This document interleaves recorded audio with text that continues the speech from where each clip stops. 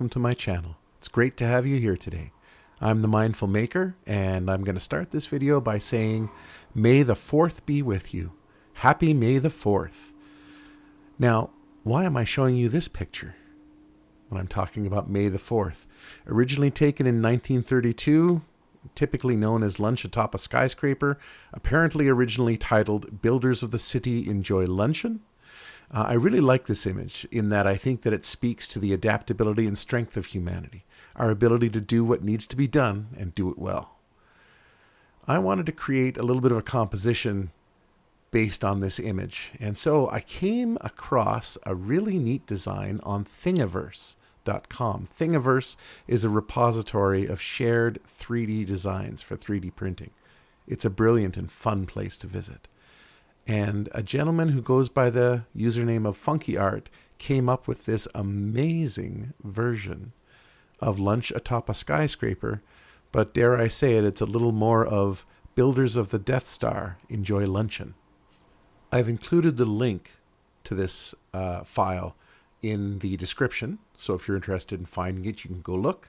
And so I got to printing, and we printed it off, all with black filament. They turned out quite wonderful. I was very happy with the results. First thing I did was prime them. Then I began painting white first, and then I did the black detail afterwards. Now, you'll notice here these are looking a little rough at the beginning. They took a couple of coats to get a nice bright white stormtrooper armor, and then the deep black in the recesses. I really do think that Funky Art, who designed this, did a wonderful job capturing just the emotion, the humanity inside these stormtroopers. He really translated that old photo quite well to these warriors of the Empire. So the other thing I wanted to mention here, you'll see I'm painting away. Actually, this is varnishing right now with some, I ended up using Mod Podge, which I don't often use for durability's sake, but you know, I considered this was going to sit indoors and at most get dusted, maybe wiped with a damp cloth, so I wasn't too worried, and Mod Podge was an easy product to use, thinned it just a little. Now the paint I used on this is actually just the standard sort of Michael's craft paint. The reason I did that is 3D models often have problems of layer lines. The layers of plastic that are put down leave rough little lines, and so there's a lot of ways to deal with that. You can sand it off, you can use various fillers and complicated things, but I thought these little guys are, despite being little, are large enough models that if I just use standard store craft paint with a little bit of care, it wouldn't fill in all the little cavities, and it might actually smooth out some of the layer lines. And it did a good enough job for me to be pretty happy with them, actually. And then the Mod Podge on top helped give an even smoother finish and protected the paint a bit. So they turned out quite nicely. I'm very happy with how they did.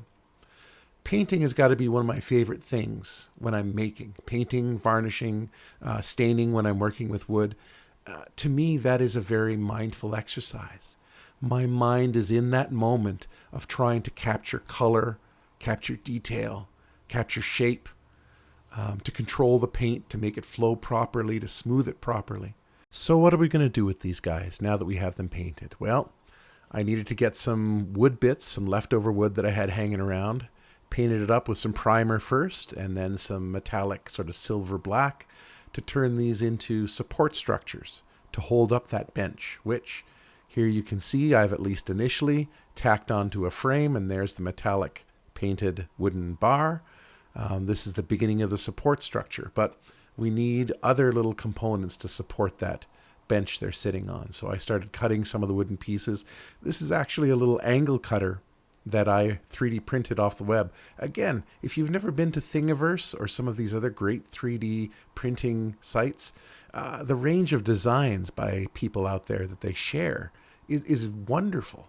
And it's just such a neat thing to be a part of a community where you see people design practical tools, works of art, functional gadgets, and then share them with everyone. I think it's a brilliant reflection on the ideals of being a maker, at least in my mind. So we have these lovely struts here, and I've got to paint them. You'll have to, I'll have to beg your forgiveness. Yeah, I should have mentioned this earlier, but I have a bit of a allergies in the spring, and that's what's kicking my voice into this raspy, I should potentially sing blues voice right now. But we're painting all the little struts here with a little bit of silver and black mixed together. And then with just a dollop of super glue, we're going to affix them in place at a nice little angle, make it look like these guys aren't just sitting out over the air. They actually have some of the Deathstar substructure underneath supporting them. Next, we're moving on to some lighting effects. Now, I had come across little strips of LEDs in the clearance section at Home Depot. I kind of keep my eyes out for these because I don't know how familiar you are with these, but they can be cut to length. Often they come with controllers, little clickers that you can change colors. This one actually, luckily enough, for $7 Canadian, I believe it was, 7 something, this one actually has a little Wi-Fi kind of widget attached to it so that you can download the app for it and control the colors or set timers and schedules for the lights on the app on your phone, and the lights just automatically do it, which is really neat. So I actually took the LED strips, fed them in behind the stormtroopers where they were sitting, and then had to resolder the controller onto it and do some little hiding of the wires. I carefully drilled a hole behind the stormtroopers to feed it through and down the back of the frame. That kind of gave a bit of cleanliness to the design.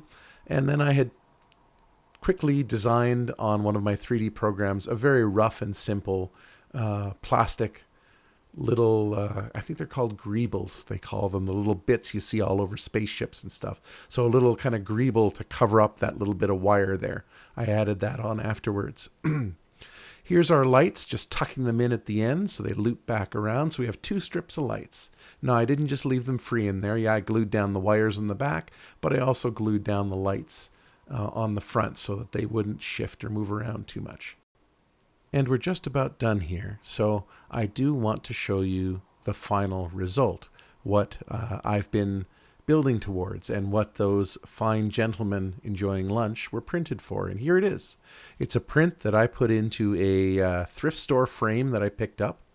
I love the print with the sort of damaged, broken TIE fighter and on that sort of harsh landscape. And now it has some builders of the Death Star enjoying luncheon across the top and some fine lighting effects as well. You know, from a mental wellness perspective, a project like this has numerous opportunities for worry or anxiety to overtake things. Am I an expert painter? No. My electronics knowledge is fairly basic. Do I have a lot of belief in my own design aesthetic? Well, sometimes I don't. Worry can help us prepare for a situation, but it can also reach a point where it overwhelms, where it actually hinders and stops us from doing things. The best thing we can do is acknowledge that we have that feeling of worry. If we try to ignore it, it just becomes the lump in our chest or the nagging in the back of our head that stops us from doing things. If you can turn and look at that worry and say, are you helping me or are you hindering me? Then you can do something about it.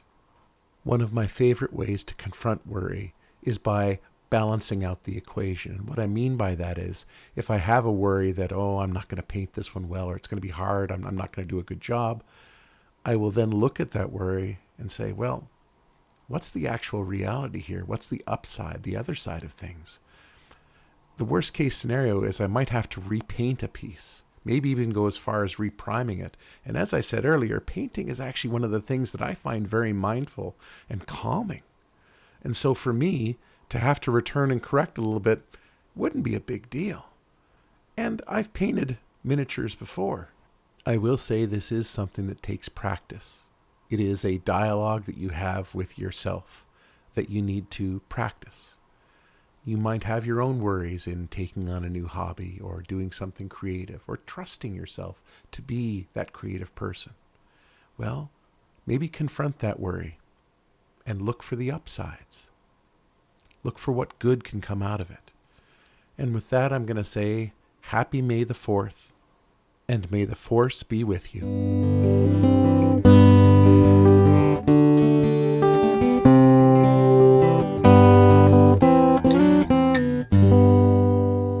I need a cough drop so badly.